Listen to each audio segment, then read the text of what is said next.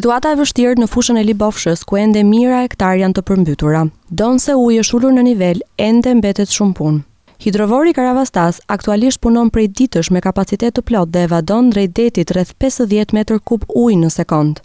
Aktualisht, niveli në hidrovor është plus 60 cm dhe vijon të ulet. Sipas përgjegjësit për Lushnjën të Drejtorisë Rajonale të Ujitjes dhe Kullimit, Qarkufier, zotit Ferdinand Dervishi, hidrovori është projektuar për të kulluar tokat dhe jo për të përballuar ujërat e lumit Shkumbin. Hidrovori Karavastas para se të çash argjinatura e lumit Seman ishte në kuotën -180, do me thënë nuk punonte asnjë pompë në punë. Pastaj, me çarjen e argjinaturës, mas 2-3 orësh fillonte prurjet po vinin në hidrovorin e Karavastas dhe u takuan pompat një nga një deri në kapacitetin maksimal në orën 2 masdite, kur sasia e ujit që vinte në hidrovor pothuajse ishte edhe më e madhe se sasia që nxjerrin hidrovori. Hidrovorët nuk janë bërë për të hequr ujërat e çarjes së lumeve, po janë bërë për rreshjet që bin deri në kapacitetet maksimale. Situata është kaotike, domethënë janë shumë hektarë nën ujë në zonën e Libofshës. Kjo ndodhi për shkak të çarjes së argjinaturës. Nuk është se nuk ka funksionuar hidrovori nga puna e rreshjes. Argjinatura në fshatin Avaleas të Libofshës u çat ditën e hënë pas dite dhe gjithë uji ka mbuluar zonën duke shkaktuar përmbytje masive në banesa e toka bujësore. Bordi i Ujitjes dhe Kullimit Qarkufier nuk ndërhyn dot për mbylljen e argjinaturës, nëse lumi Seman nuk kthehet në shtrat dhe të largohet uji përmbytjes aktuale nga hidrovori Karavastas, ku kullojnë mbi 4500 hektar të Libofshës dhe Karavastas.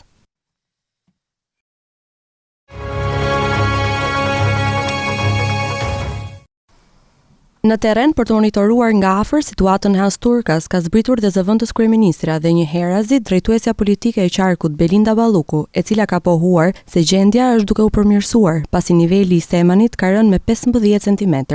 Gjithashtu, prurjet në kaskadën e Devollit janë në kuota minimale, çka bën të mundur që hecet të mos kenë nevojë të shkarkojnë. Për sa i përket argjinaturës së dëmtuar të Semanit në disa vende, janë identifikuar dhe riparimi i tyre do të fillojë menjëherë. Jemi në ta shuajmë në për një stat përmirësimit situatës, pasi lumi Seman është kthyer në shtratin e tij. Sigurisht këtu jemi shumë afër hidrovorit dhe kjo është një zonë ku vazhdon të ketë prezencë të ujit. E rëndësishme është që 20 banesa që janë prekur, asnjë nga qytetarët nuk është dëmtuar, është bërë evakuimi plot të gjithë banorëve të zonës.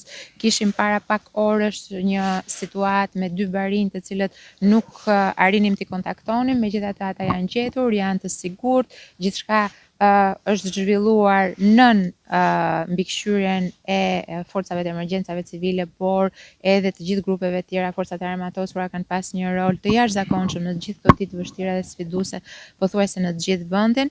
Nga ana tjetër, nuk parashikohet në 2-3 ditë në vazhdim që të ketë rreshje dhe kjo do jetë koha për të rikuperuar edhe dëmtimet që kanë ndodhur në argjinatura.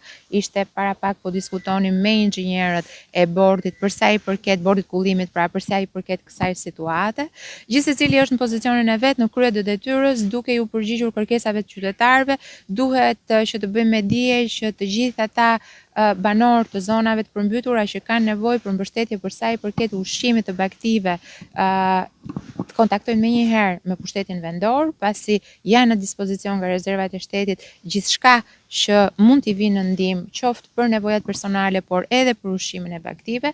Ndaj ne jemi në terren gjatë gjithë kohës, skuadrat janë këtu, do të vazhdojmë deri në përmirësimin total të kushteve. Duhet thënë për sa i përket kaskadës Devollit, është e rëndësishme kjo për t'u thënë, duke qenë se ndikimi i asaj kaskade vjen këtu në lumin Seman, që shkarkimet janë ulur në kuotën minimale, janë më të ulta se prurjet që ka kaskada në këto momente.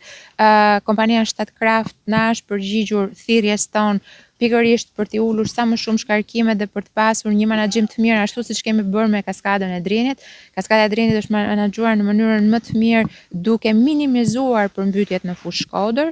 E njëjta gjë ka ndodhur edhe me kaskadën e Devollit.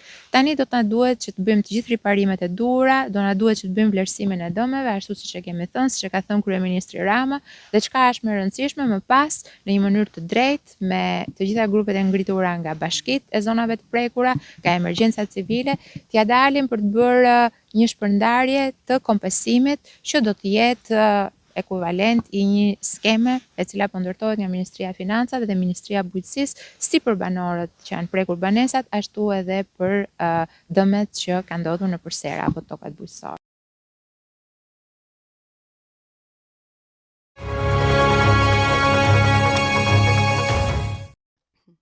Në ditën e dytë të samitit javës së zhvillimit të qëndrueshëm në Abu Dhabi, organizuar për presidentit Sheikh Mohammed bin Zayed Al Nahyan, kryeministri Edi Rama bëri batuta me moderatorin me origjinë greke.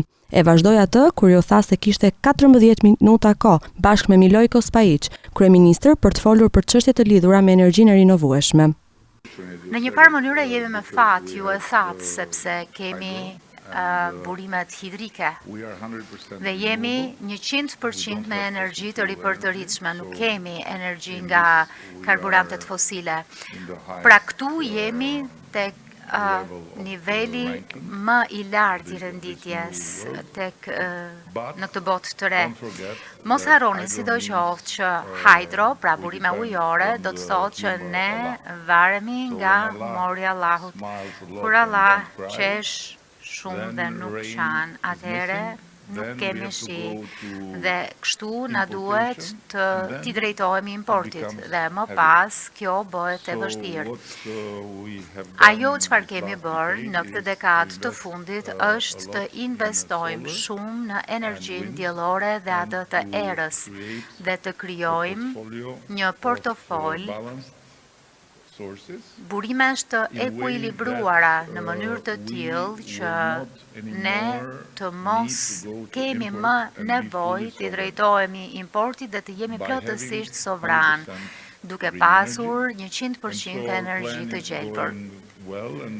Plani po ecën mirë dhe besojmë se në fund të 2028 do të jemi plotësisht sovran, nuk do të blejmë më energji nga jashtë. Ndërkohë, siç e thatë, kemi një bashkëpunim strategjik dhe me qëra fjala dua të them se kjo ka ndodhur fal këtij vendi e fal udhëheqësit të madh tuaj që ka vizionin e njerëzimit që shkon përtej kufive. Rama u ndal dhe te reformat digjitale të ndërmarra nga qeveria shqiptare dhe rolin në rritje të inteligjencës artificiale në administratën publike.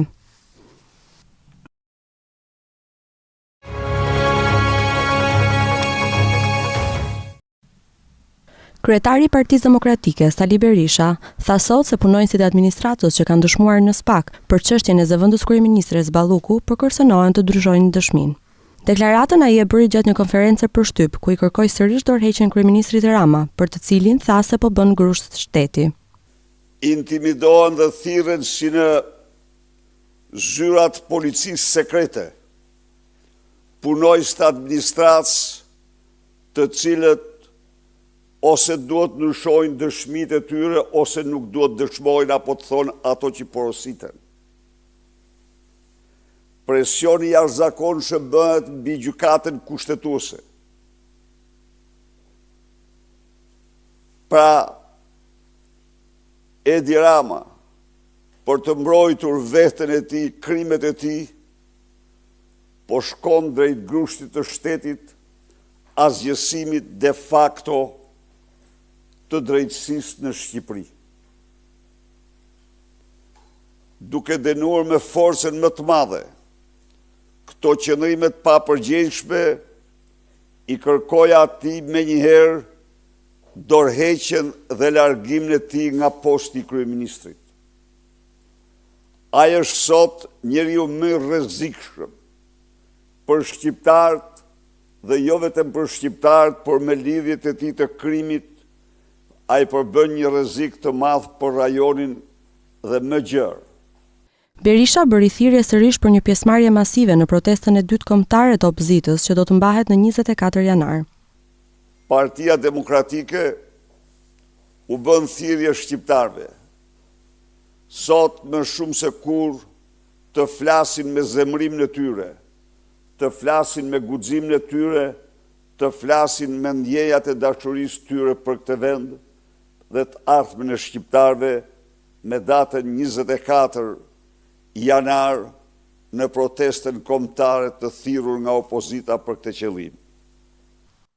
2 ditë përpara protestës së opozitës, gjykata kushtetuese do të mblidhet në seancë plenare për të vendosur lidhur me një kërkesë të kryeministrit Rama, që kërkon shfuqizimin e masës, pezullim nga detyra, që GKKO vendosi ndaj zëvendës kryeministres Belinda Balluku.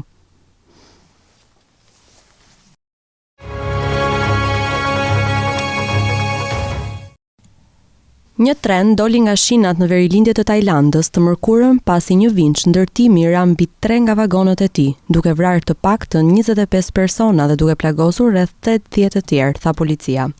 Aksidenti ndodhi të mërkurën në mëngjes, 230 km në verilindje të Bangkokut, në një tren të nisur nga kryeqyteti që shkonte për në provincën Ubon Ratchathani.